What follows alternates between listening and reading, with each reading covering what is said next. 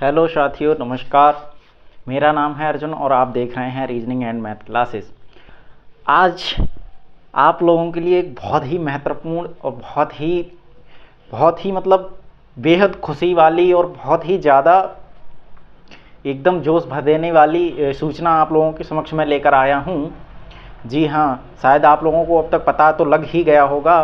तो वो खुशखबरी ये है कि आपके जो इतने समय से आप लोग वैकेंसी यूपी पुलिस कांस्टेबल का इंतज़ार जो लोग कर रहे थे, उनके लिए वैकेंसी आज एक विज्ञप्ति आई है, जिसमें उस वैकेंसी के बारे में कुछ जानकारियां दी गई हैं जो मैं आप लोगों के समक्ष साझा करना चाहता हूं और आप लोगों की स्क्रीन पे भी दिखाने की कोशिश करूंगा। ठीक है, तो वो है आपका क्या, वो आपका कुछ ऐसे है कि आपकी जो वैकेंसी टोटल आई है वो हैं, आपकी टोटल पोस्ट जो हैं वो हैं 60,244।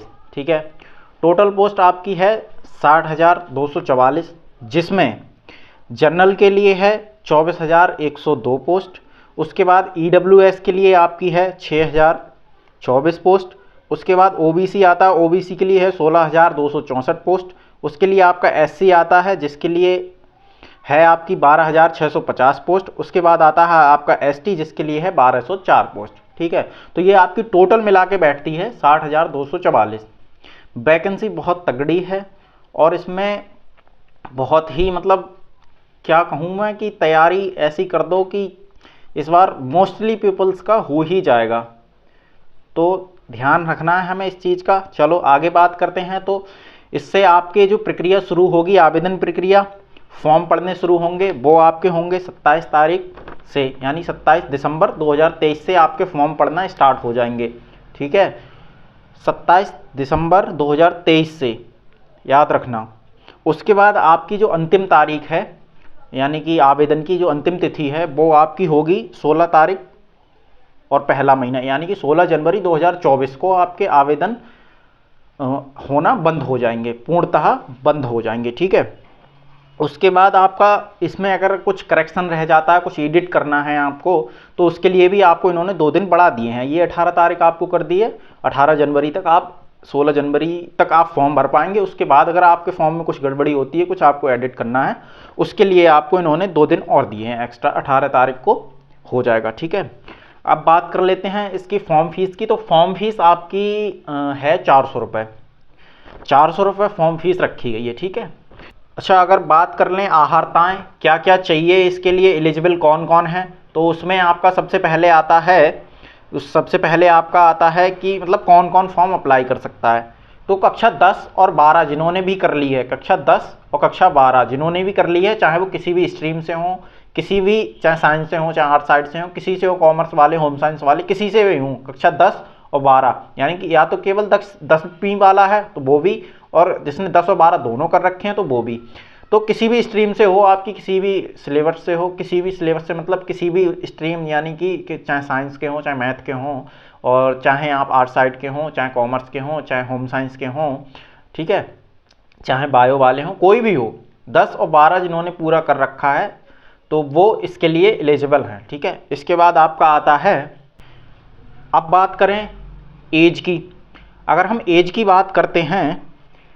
बात करते हैं तो एज इन्होंने मांगी है 1 तारीख 7वां महीना 2023, यानी कि अगर बात करें आपकी तो 1 जुलाई 2023 तक, 1 जुलाई 2023 तक आप 18 वर्ष की उम्र पूरी कर रहे हों, या आप 22 वर्ष की उम्र में हों, यानी 22 वर्ष के हो गए हों, 22 वर्ष तक। ठीक है, यानी कि ध्यान से देखना, इस चीज़ को ध्यान से सुनना कि आयु सीमा 1 तारीख 7वां महीना 2023, यानी कि 1 जुलाई 2023 तक आप या तो 18 के हुए हों या फिर 22 के हुए हों, या तो 18 के हुए हों या फिर 22 के हुए हों, यानी 18 से 22 के बीच में जो भी बंदा होगा वो इसमें फॉर्म फिल कर पाएगा। ठीक है, अच्छा दूसरी चीज़ हम बात करें एज रिलैक्सेशन की, आयु में छूट की, तो इसके लिए आपके लिए एससी में रखी गई है 5 वर्ष, यानी कि 22 + 5 27 वर्ष तक अगर कोई एससी वाला है तो वो फॉर्म भर सकता है।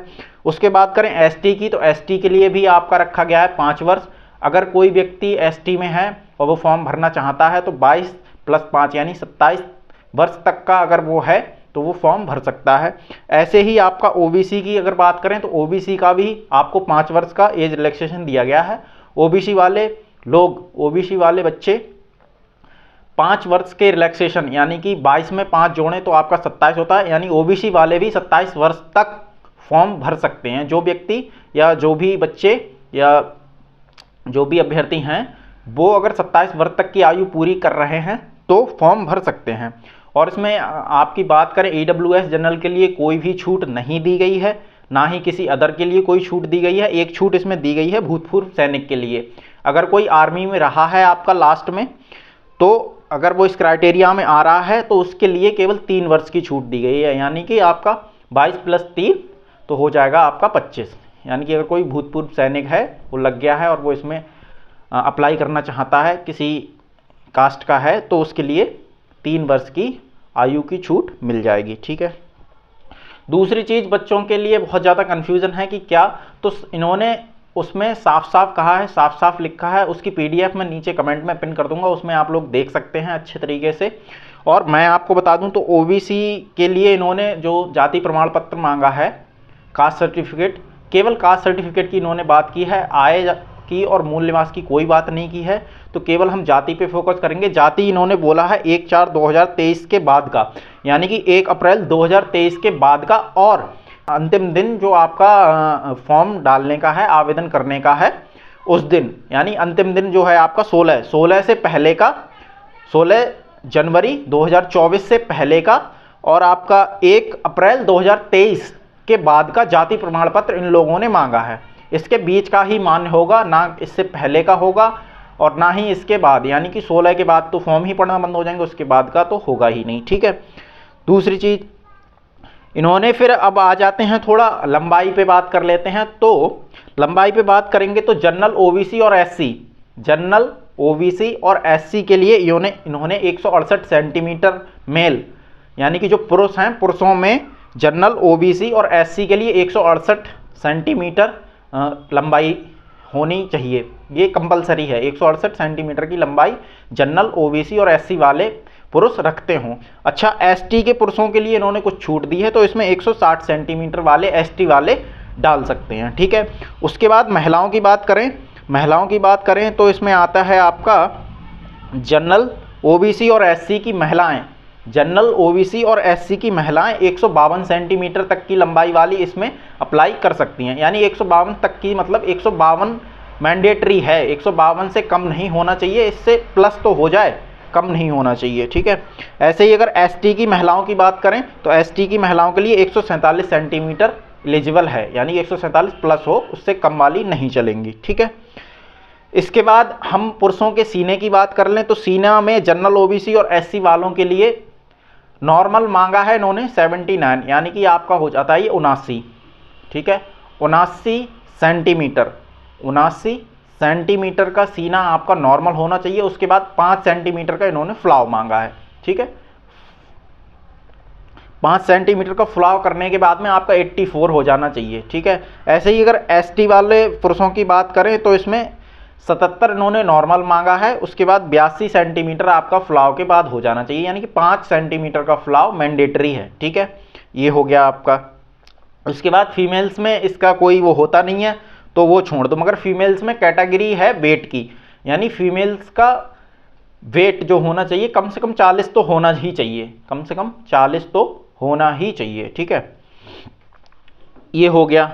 उसके बाद आपकी बात कर लें पोस्ट प्रेफरेंस की, तो इन्होंने इस बारे में भी इस बार एक लिख कर दिया है एक चीज़ कि अगर पोस्ट में जो है वो प्रेफरेंस कैसे देने हैं, अगर ये पोस्ट यानी कि पोस्ट देंगे तो किन लोगों को पहले वरीयता देंगे। इन्होंने इस बारे में कहा है किसी व्यक्ति के पास, नॉर्मल व्यक्ति से जिसके पास केवल इंटर है, ठीक है, केवल इंटर है, वो उसके साथ अगर किसी का ओ लेवल वाला है, कोई व्यक्ति ओ लेवल वाला है तो उसको पहले मान्यता देंगे ये।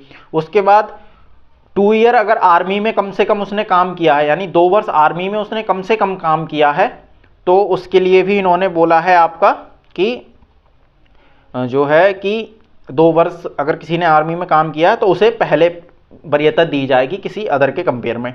और किसी के पास अगर एनसीसी का बी सर्टिफिकेट है तो उसके लिए भी मतलब किसी अदर के कंपेयर में जिसके पास कुछ भी नहीं है तो उसे पहले ये प्रेफरेंस देंगे, वरीयता पहले देंगे। ठीक है, ये हुई बात।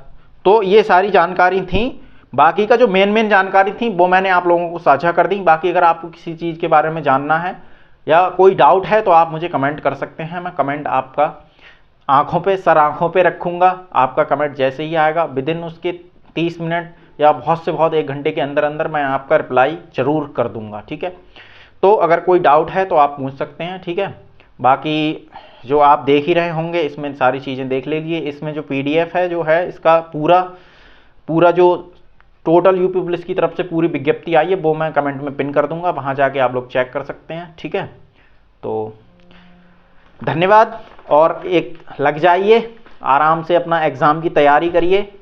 और एग्ज़ाम का तो अभी कोई फिक्स नहीं कह सकते, 11 तारीख का हो रहा है कि हो भी सकता है, क्योंकि वो अभी कंफर्म तो है नहीं। हो सकता है वो वायरल हो सकता है सत्य हो, तो इस बारे में अभी कुछ नहीं कह सकते। मगर हाँ, जहाँ तक है तहाँ तक 11 फरवरी को तो मुश्किल है एग्ज़ाम होना है, तो उस बारे में तो अभी कोई बात नहीं कर सकते।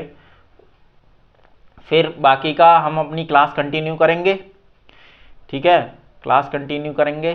तब तक के लिए धन्यवाद। स्वस्थ रहिए, मस्त रहिए। Bye, take care, have a nice day.